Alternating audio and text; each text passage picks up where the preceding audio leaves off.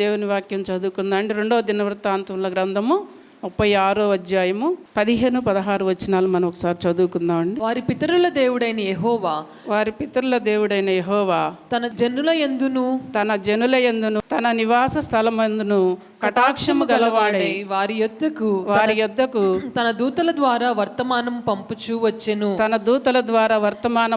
వచ్చెను. ఆయన పెందలకడ లేచి పంపుచూ వచ్చినను వారు దేవుని దూతలను ఎగతాళి చేయుచు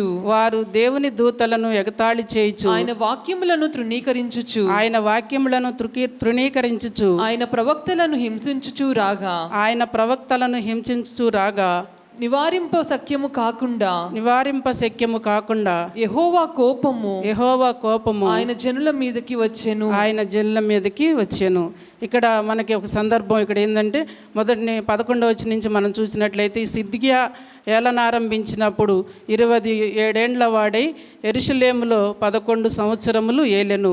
అతడు తన దేవుడైన యెహోవా దృష్టికి చెడు నడత నడుచుచు ఆయన నియమించిన ప్రవక్త అయిన ఇర్మియా మాట వినక తన్ను తాను తగ్గించుకొనక ఉండెను. ఇక్కడ మరి సిద్కియా దినాల్లో ఆయన పరిపాలన చేసే సమయంలో 21 ఏండ్ల వాడే యెరూషలేములో 11 సంవత్సరములు ఆయన ఏలాడు. అయితే ఆయన ఎట్లా ఉన్నాడంటే, అతడు తన దేవుడైన యెహోవా దృష్టికి చెడు నడత నడిచిన వాడుగా ఉన్నాడు.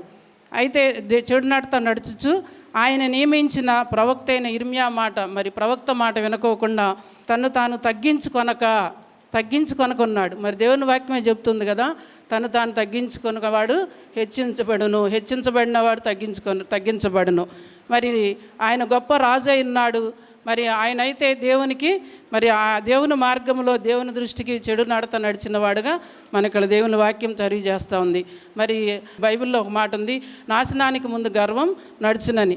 మరి దేవుడు ఆయనకు గొప్ప రాజుగా ఆయన ఇచ్చాడు, అధికారం ఇచ్చాడు, గొప్ప ఆధిక్యత ఇచ్చాడు. కానీ మరి దేవుని సన్నిధిలో ఆయన మార్గంలో నడుచుకొనక, తర్వాత ప్రవక్త చెప్పిన మాట కూడా వినుకోకుండా తను తాను తగ్గించుకోకుండా ఉండెను. మరియు దేవుని నామమును బట్టి తన చేత ప్రమాణము చేయించిన నెబుకద్నెజరు రాజు మీద అతడు తిరుగుబాటు చేసెను. మరి ఆయన చేసింది మొదట మరి యెహోవా దృష్టికి చెడునడత నడిచాడు. తర్వాత ప్రవక్త మాట వినుకోకుండా ఆయన తను తాను మరి ఆయన హెచ్చించుకున్నాడు. తర్వాత దేవుని నామమును బట్టి తన చేత ప్రమాణము చేయించిన నెబుకద్నెజరు రాజు మీద అతని మీద కూడా ఆయన తిరుగుబాటు చేసినట్టుగా ఉన్నాడు. అయితే తిరుగుబాటు చేసెను. మరి అతడు మొండితనము వహించి ఇశ్రాయేలు దేవుడైన యెహోవా వైపు తిరుగక తన మనసును కఠినపరుచుకున్నాడు. మరి ఆయన ఎట్లయితే మన హృదయంలో ఆయన ఎంతగా ఆయన హెచ్చించుకున్నాడో, ఆయన మరి నేను రాజును కదా అని చెప్పి దేవుని మాట వినుకోకుండా, ప్రవక్త మాట వినుకోకుండా దేవునికి తిరుగుబాటు చేసి ఉన్నాడో, మరి ఆయన అక్కడ కఠినపరుచుకున్నాడు ఆయన మనసు దేవుని వైపు, దేవుడైన యెహోవా వైపు. ప్రవక్తలు హెచ్చరించినా కానీ దేవుని మాట వినుకోకుండా ఆయన కఠినపరుచుకున్నప్పుడు, అయినా సరే ఆయన పట్ల ఎంత కృపగా ఉందంటే మనం చూసినట్లు, అదియుగాక యాజకులలోను జనులలోను అధిపతులకు వారు అన్యజనులను పూజించి వ్యయమైన విగ్రహములను పెట్టుకొని బహుగా ద్రోహులై యెహోవా యెరూషలేములో పరిశుద్ధపరిచిన మందిరమును అపవిత్రపరిచాడు. మరి చూడండి ఎంత దేవునికి వ్యతిరేకమైన కార్యాలు అక్కడ ఆయన జరిగించాడో మరి అక్కడ మనం చూస్తూ ఉన్నాం. అయినా కానీ దేవుని కృప రాజు పట్ల ఆయన దగ్గరకు వచ్చింది. వారు పితరుల దేవుడైన యెహోవా తమ జనులందరూ తమ నివాస స్థలములందరూ కటాక్షము గలవాడై వారి యొద్దకు తన దూతల ద్వారా వర్తమానం పంపుచూ వచ్చాను. ఆయన పెందలకడ లేచి పంపుచూ వచ్చినను వారు దేవుని మాటలను ఎగతాళి చేయుచు ఆయన వాక్యములను తృణీకరించుచు ఆయన ప్రవక్తలను హింసించు రాగా నివారింప శక్యము కాకుండా యెహోవా కోపము ఆయన జనుల మీదకి వచ్చాను. మరి ఇక్కడ దేవుని కృప వచ్చినా కానీ అప్పుడు కూడా ఆయన కృపను జ్ఞాపకం చేసుకోవాలా, పశ్చాత్తాపడలేదు.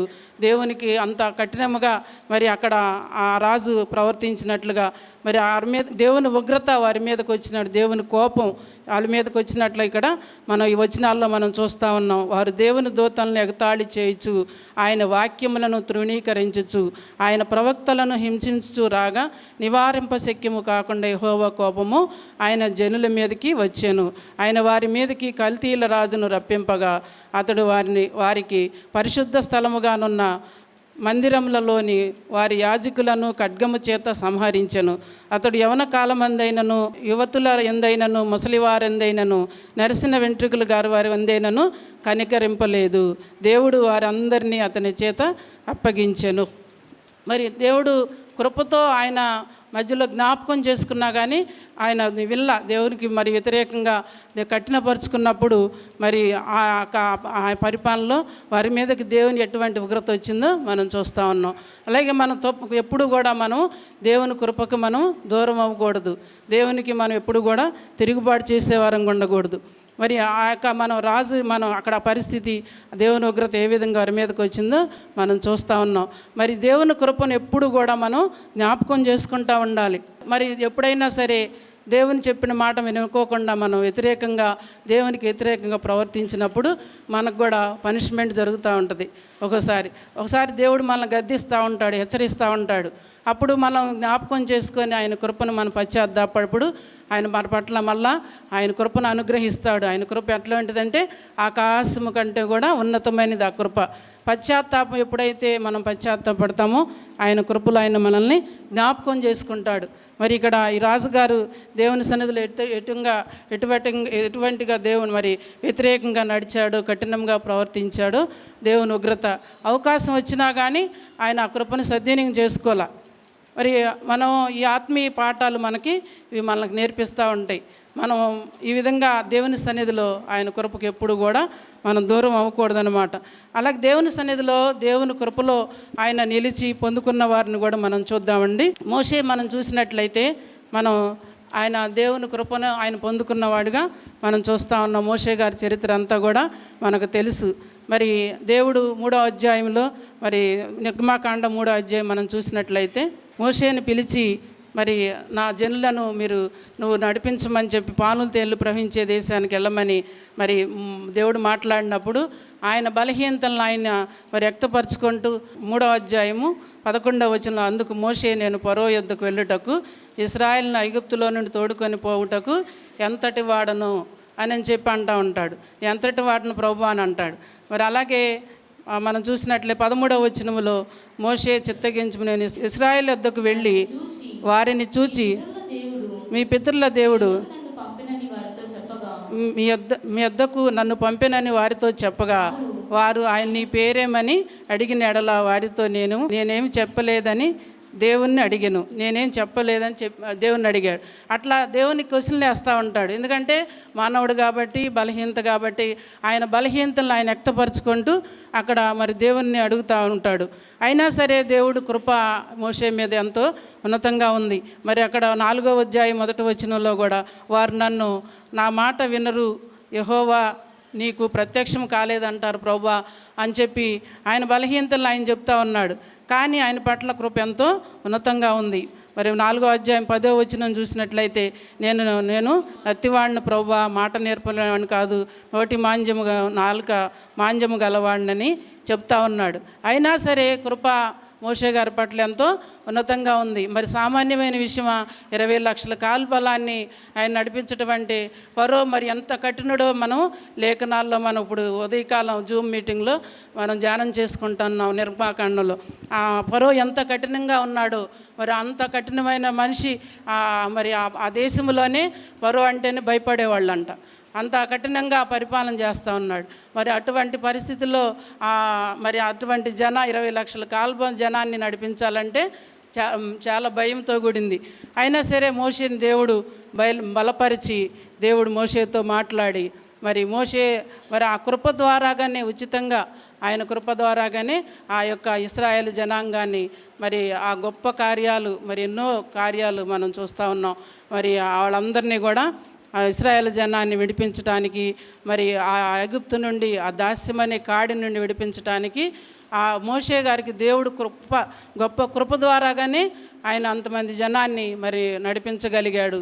ఆ దాస్యమనే కాడి నుండి విడిపించగలిగాడు అనమాట. ఆయన కృపకు మరి ఎంత పాత్రులుగా ఉన్నాడో మనం చూస్తూ ఉన్నాం. మరి దేవుడు మాట్లాడాడు, దేవుని కృప ద్వారా ఆయన నడిపించబడ్డాడు. మరి మనం దేవుని వాక్యంలో మనం చూసినట్లయితే అలాగే మరి గిద్యోను కూడా న్యాయాధిపతుల గ్రంథము 6వ అధ్యాయం 1 నుంచి 24 వచనాలు మనం చూసినట్లయితే ఇశ్రాయేలు యెహోవా దృష్టికి దోషులైనందున యెహోవా 7 ఏండ్లు వారిని మిద్యానీయులకు అప్పగించెను. చాలమ్మ, ఇక్కడ మనకు అందరికీ తెలిసిన విషయమే. 6వ వచనంలో మనం చూసినట్లయితే దేశము పాడు చేయుటకు వారు దానిలోనికి వచ్చిరి. ఇశ్రాయేలీలు మిద్యానీయుల వల్ల మిక్కిలి హీన దశకు వచ్చినప్పుడు వారు యెహోవాకు మొర్రపెట్టిరి. ఇక్కడ మరి వాళ్ళు ఎందుకంటే ఎక్కువ 7 సంవత్సరాలు మరి దేవుని దృష్టికి వ్యతిరేకంగా దూరంగా దోషులైనందున వారి మిద్యానీయుల చేతికి దేవుడే అప్పగించాడు. మరి అటువంటి సమయంలో గిద్యోన్ని దేవుడు బలపరిచాడు. మరి 15వ వచనం చూసినట్లయితే గిద్యోని చిత్తము నా ఏలినవాడ యెహోవా మాకు తోడై ఉండిన ఎడల ఇదంతా మాకేలా సంభవించెను. మరి ఇక్కడ ఆయన 11వ వచనంలో యెహోవా దూత వచ్చి అబిజ్రేయులు వాడైన యోవాషునకు కలిగిన ఒప్రాలోని మస్తకి వృక్షము క్రింద కూర్చుండెను. యోవాషు కుమారుడైన గిద్యోను మిద్యానీయులకు మరుగైండునట్లు గానుగు చాటున గోధుమలను దుళ్ళగొట్టుచుండగా యెహోవా దూత అతనికి కనపడి పరాక్రమం గల బలాఢ్యుడా అని పిలిచి యెహోవా నీకు తోడై ఉన్నాడని అతనితో చెప్పాడు. దేవుని దృష్టికి దోషులైనప్పుడు వారు మరి శత్రువులకి అప్పగించబడినప్పుడు వారు అనేక సంవత్సరాల నుంచి వారు అపజయం ఎదుర్కొంటూ ఉన్నారు. అటువంటి సమయంలో దేవుడు గిద్యోనుని బలపరిచి దేవుడు అక్కడ నిలబెట్టినట్లుగా మనం చూస్తూ ఉన్నాం. మరి అక్కడ వారు ఓటమి చూశారు, వారి భయం, మరణ భయం వెంటాడుతూ ఉంది, అపజయం. మరి అటువంటి టైంలో మరి ఆ దేవుడు గిద్యోనుని వాడుకున్నాడు. ఆయన మరి ఆ శత్రువుని జయించడానికి దేవుడు గిద్యోనుని బలపరిచి దేవుడు వాడుకున్నట్లుగా మనం చూస్తూ ఉన్నాం. మరి దేవుడు ఆయన కృపతోనే ఆయన ఏ సమయమైనా సరే ఎటువంటి పరిస్థితి అయినా సరే దేవుడు బలపరిచి నడిపిస్తాడనమాట. మనం నిమిత్త మాత్రమే ఆయన మనతో మాట్లాడినప్పుడు ఆయన మనం బలవంతులుగా మారుతాం, బలపరుస్తాడు. ఆయన కృపను మనం ఎప్పుడు కూడా దేవుని వాగ్దానాలు, దేవుని లేఖనాలు మనం జ్ఞాపకం చేసుకుంటూ దేవునిలో ఉన్న శక్తి, మరి దేవుని వాక్యంలో ఉన్న శక్తిని మనం జ్ఞాపకం చేసుకొని ఆయన కృపకు మనం ఎప్పుడైతే మనం పాత్రలో అవుతామో దేవుడు మన జీవితాల్లో కూడా అటువంటి కార్యాలు మన జీవితాల్లో జరిగిస్తాడు. మరి పౌలు గారి విషయంలో కూడా మనం చూసినట్లయితే మరి మనం చూద్దామండి. అపోస్తుల కార్యములు 15వ అధ్యాయము 40వ వచనం చూద్దాం. పౌలు శీలను ఏర్పరచుకొని సహోదరుల చేత ప్రభు కృపకు అప్పగింపబడిన వాడై బయలుదేరి సంఘములను స్థిరపరచుచు సిరియా కిలికియా దేశముల ద్వారా సంచారము చేయుచుండెను. ఇక్కడ పౌలు గారిని శీలను దేవుడు ఏర్పాటు చేసుకున్నాడు. ఆయన ఎంతో గొప్ప పరిచర్య చేశారు. పౌలు గారి చరిత్ర మనందరికీ తెలిసిందే. ఆయన ఎన్నో సంఘాలను స్థాపించాడు. మరి 3 సార్లు సువార్త దండయాత్ర చేశారు.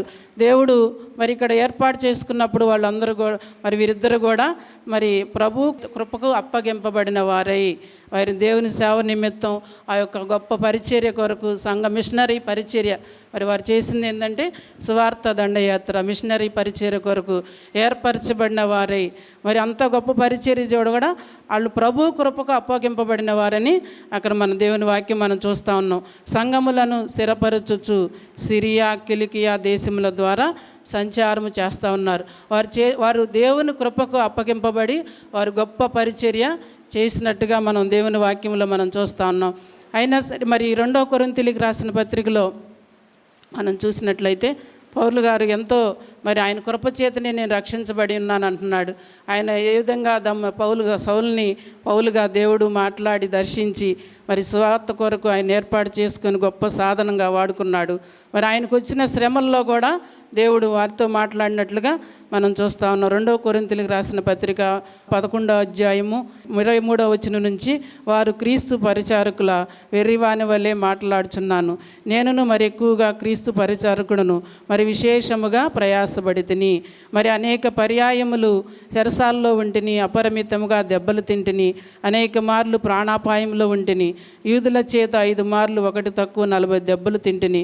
ముమ్మారు బెత్తములతో కొట్టబడి తిని, ఒకసారి రాళ్లతో కొట్టబడి తిని, ముమ్మారు ఓడ పగిలి శ్రమపడి తిని, ఒక రాత్రింబగళ్ళు సముద్రంలో గడిపి తిని, అనేక పర్యాయములు ప్రయాణములలోనూ, నదుల వలనైన ఆపదల్లోనూ, దొంగల వలనైన ఆపదల్లోనూ, నా స్వజనుల వలనైన ఆపదల్లోనూ, అన్యజనులైన ఆపదల్లోనూ, పట్టణంలో ఆపదల్లోనూ, అరణ్యంలో ఆపదల్లోనూ, సముద్రంలో ఆపదల్లోనూ, కపట సహోదరుల వల్ల ఆపదల్లోనూ ఉంటిని.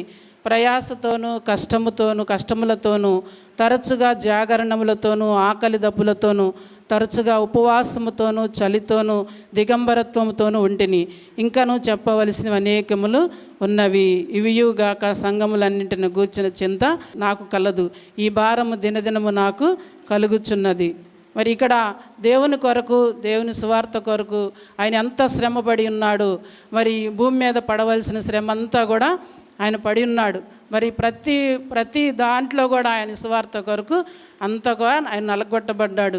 ఆయన శ్రమకు మరి అంత శ్రమ పడ్డాడు, మరి కష్టపడ్డాడు. సంఘముల కొరకు, ఆత్మల కొరకు ఆయన అంతా ప్రయాసపడి ఉన్నాడు. అయితే మరి ఆయన శరీరంలో ఆయన కలిగిన ప్రత్యక్షతలు కూడా ఇక్కడ 12వ అధ్యాయంలో మరి అక్కడ రాసి ఉన్నారు. మరి అక్కడ మనం అన్ని మొదటి నుంచి మనం 7 వచనాల వరకు మనం చూస్తే ఆయనకు కలిగిన ఆత్మ సంబంధమైన ప్రత్యక్షతలు రాయబడినాయి. అయితే ఆయన శరీరంలో ఒక ముళ్ళు ఉందని చెప్పి ఇక్కడ భక్తుడు చెప్తా ఉన్నాడు. నాకు కలిగిన ప్రత్యక్షతలు బహు విశేషముగా ఉన్నందున నేను అత్యధికముగా హెచ్చిపోకుండా నిమిత్తము నన్ను నలగొట్టుటకు సాతాను యొక్క దూతగా ఉంచబడెను. అది నా యొద్ద నుండి తొలగిపోవాలని దాని విషయమై ముమ్మారు ప్రభువును వేడుకుంటుని. అందుకు నా కృప నీకు చాలును. హల్లెలూయా, హల్లెలూయా. బలహీనత యందు నా శక్తి పరిపూర్ణమగుచున్నదని ఆయన నాతో చెప్పాను. కాగా క్రీస్తు శక్తి నా మీద నిలిచియుండు నిమిత్తం విశేషముగా నా బలహీనతలు ఎందే బహు సంతోషముగా అతిశయపడుదును. నేను ఎప్పుడు బలహీనుడును, అప్పుడే బలవంతుడను గనుక క్రీస్తు నిమిత్తం నాకు కలిగిన బలహీనతల్లోనూ, నిందల్లోనూ, ఇబ్బందుల్లోనూ, హింసల్లోనూ, ఉపద్రవంలోనూ నేను సంతోషించుచున్నాను. హల్లెలూయా, హల్లెలూయా. మరి అంత భక్తుడు దేవుని కొరకు మరి అంత శ్రమపడి, అంత కష్టపడి, మరి సంఘాలు మరి అంత హింసించబడి, మరి దేవుని సంఘముల కొరకు కష్టపడిన వ్యక్తి, మరి దేవుని ప్రత్యక్షతలు పొందుకున్న వ్యక్తికి శరీరంలో ఒక ముళ్ళు. మరి యోబు గారికి కూడా సాతాను పర్మిషన్ తీసుకొని యోబు గారికి మరి ఒక శోధన పెట్టింది. మరి అట్లాగే పౌలు గారికి కూడా ఆయన శరీరంలో ముళ్ళున్నప్పుడు ఆ బలహీనత కోసం ఆయన దేవుని సన్నిధిలో ముమ్మారు వేడుకున్నప్పుడు అయితే దేవుడు ఏం చెప్పాడు, చివరికి నా కృప నీకు చాలునన్నాడు. హల్లెలూయా, హల్లెలూయా. నిజంగా మరి దేవుని కృప మనకు తోడుంటే చాలండి. ఎటువంటి కష్టమైనా సరే, ఎటువంటి వస్త్రహీనత అయినా, ఎటువంటి అనారోగ్యమైనా సరే, ఎటువంటి శ్రమ అయినా సరే, మరి ఆయన కృప మనకుంటే ఎప్పుడు కూడా మనం వాటన్నిటి నుంచి కూడా దేవుడు తప్పిస్తాడు. 10 దినాలు శ్రమ కలుగును, ఆయనను ధైర్యం తెచ్చుకోవాలి. దేవుని బట్టి మనం ధైర్యం తెచ్చుకోవాలి. దేవుని వాగ్దానాలు జ్ఞాపకం చేసుకుంటూ మరి మనకి ఒకవేళ మన పరిచర్యలో మనకి ఇటువంటి శ్రమలు లేవు, ఇటువంటి పరిస్థితులు లేవు. మనకి దేవుడు విస్తారంగా వారు భక్తులు, ప్రవక్తలు, మరి అనేక మంది సేవకులు వాడిని పడిన కష్టానికి, వారి ప్రయాసకి మనకి సువార్త మనకి విరివిగా మనకి దేవుడికి అందించబడుతుంది. అయితే మనం దేవునిలో ఎల్లప్పుడూ కూడా నిలిచి ఉండే వారంగా, ఆయన కృపలో నుండి ఎప్పుడు కూడా మనం తొలగిపోకుండా దేవుని కృప కొరకు అనుదినము కూడా ఆయన యొద్ద సంపూర్ణ విమోచన, మరి సంపూర్ణమైన మరి కృప దొరుకుతుంది. ఆయన కృప ఎట్లాంటిదో మనం దేవుని వాక్యంలో మనం చూసి ఉన్నాం. ఆకాశం కంటే ఉన్నతమైన కృప. మరి ఆయన కృపలో ఎల్లప్పుడూ కూడా మనం సాగిపోయే వారంగా మనం దేవుని సన్నిధిలో మనం ఈ లేఖనాలను జ్ఞాపకం చేసుకుంటూ మనం ప్రార్థనలు ఏకీపిద్దామండి. ప్రార్థన చేసుకుందాం.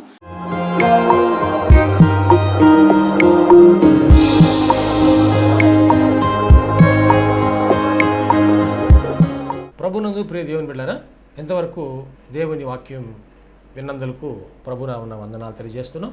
మనం అందరం ప్రార్థనలో ఏకీపిద్దాం. తలలు వంచి కనులు మెసుకొని ప్రార్థనలో ఏకీపిద్దామండి. ప్రార్థించుకుందాం.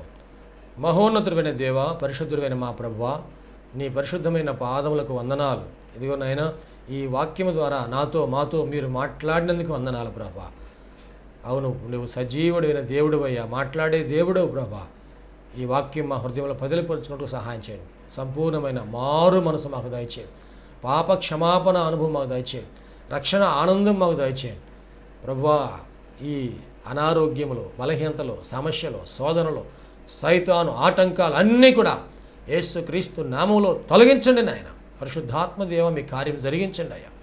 మీరు మాకు తోడుగా ఉండి దీవించండి. మమ్మల్ని, మా కుటుంబం జ్ఞాపకం చేసుకోండి. మా బిడ్డలు మీరు ఆశీర్వదించండి ప్రభా. మా కుటుంబంలో రక్షణ ఆనందం సంపూర్ణంగా దయచేయండి. ఎటువంటి అవసరాలని మీకు తెలుసునైనా ప్రతి అవసరతలో కూడా మాకు సహాయం దయచేయండి. అన్ని విషయాలు కూడా మీరు దీవించండి. ఈ టీవీ ప్రోగ్రాం చూసిన ప్రతి ఒక్కరిని పేరు పేరు వరుసన మీరు దీవించి రక్షించి మీరు అక్కడ కొరకు సిద్ధపరచండి.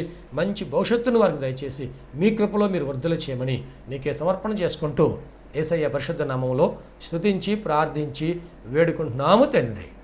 ఆమెన్. తండ్రి, కుమార, పరిశుద్ధాత్మ త్రియేక దేవుని దీవెన తోడుగా నడిపించను గాక. Amen, amen, amen. మీ అందరికీ ప్రభునామన వందనాలు. దేవుడు మిమ్మల్ని దీవించును గాక.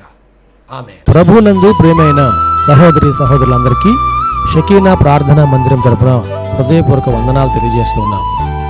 దేవుని కృప వలన 2012వ సంవత్సరంలో 350 గజముల స్థలంలో ఈ మందిరం నిర్మించుకోవడానికి ప్రభు కృపించారు.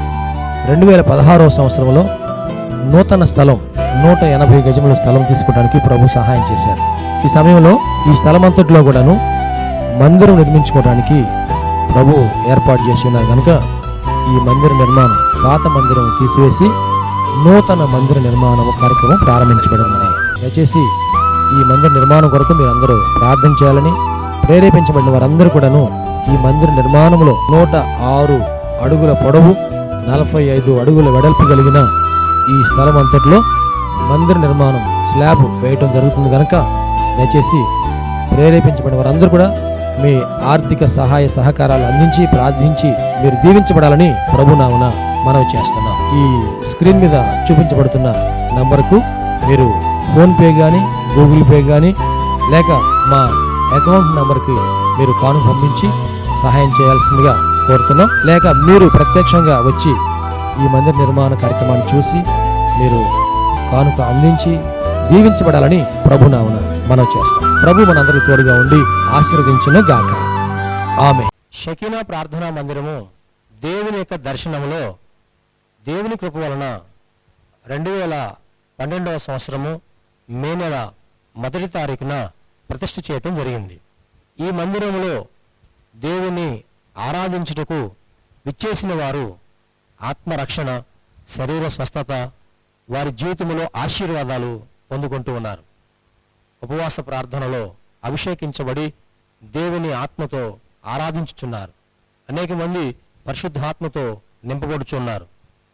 దురాత్మ బంధకములతో బంధించబడిన వారు సాతాను బంధకాల నుంచి విడిపించబడి ఆశీర్వాదం పొందుతూ ఉన్నారు. రక్షణ లేని వారు బాప్తిసం పొంది రక్షణ ఆనందాన్ని అనుభవిస్తూ ఉన్నారు. ఈ మందిరంలో చేయబడుచున్నటువంటి ఉపవాస ప్రార్థనలు, అభిషేక ఆరాధనలో అనేక మంది దీవించబడుతూ ఉన్నారు.